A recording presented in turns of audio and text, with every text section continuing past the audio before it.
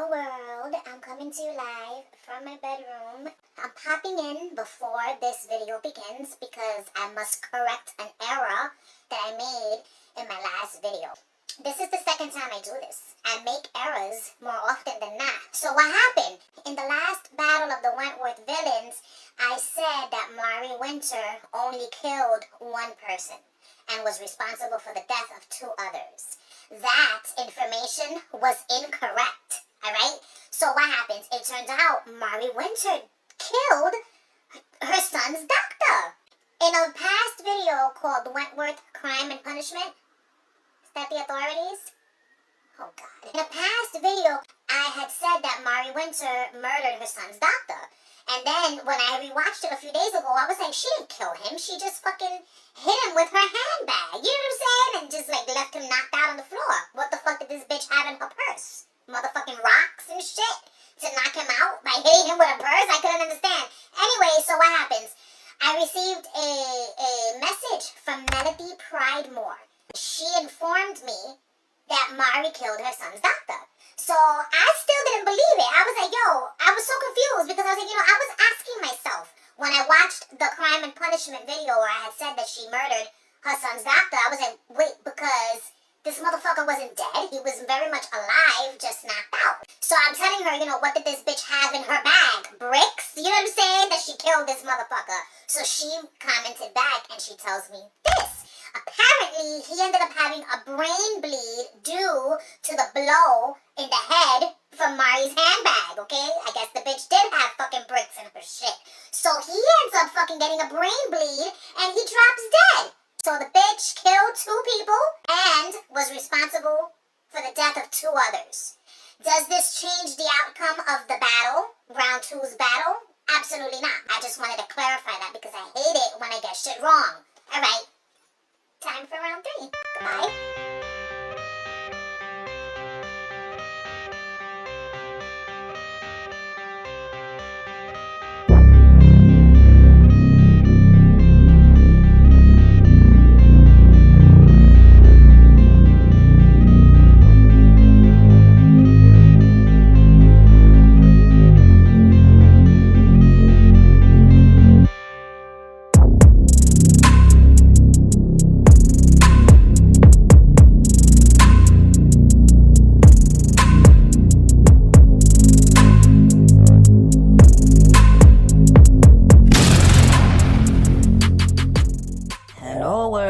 I'm back to do episode 3 of Battle of the Wentworth Villains. And I'm very excited about this episode because it's going to be highlighting my precious baby love, Luke Kelly. So it's going to be Luke Kelly versus the beady-eyed little monster, Sheila Bausch. So we're going to get right into it.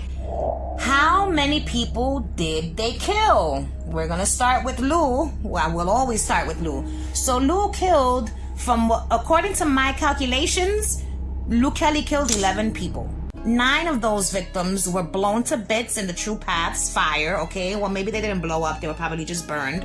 Whatever. They died in the fire. She also killed Sheila Bausch and Mari Winter, okay? She poisoned Sheila and then helped Mari, end her life. And then she stabbed poor Mari to death in, an area of the prison that we had not yet seen until season 9. Anyway, so Judy Mullet, the prison's nurse, a couple of screws, and one other inmate, like random inmate, died in the Wentworth bombing. And so they too could be a part of her body count. But in my opinion, that bomb was Judy's fault. She is the one who set those wheels in motion. You know what I'm saying? Fine. Lou's the one who made it so the bomb would be deadly.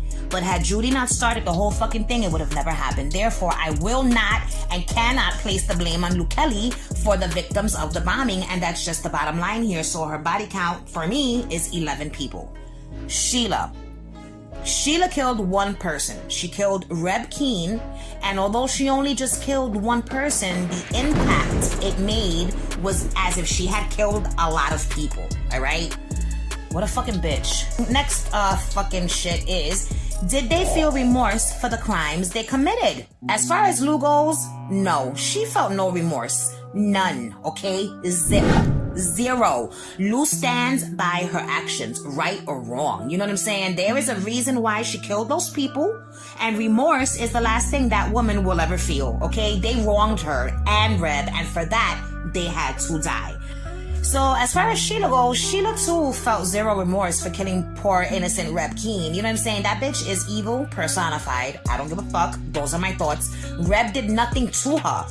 Except for like, kind of fuck with her a little bit, but that doesn't mean that he deserved to die. You know what I'm saying? He was an innocent and Sheila was a bitch who felt no fucking remorse, okay? How calculated were they?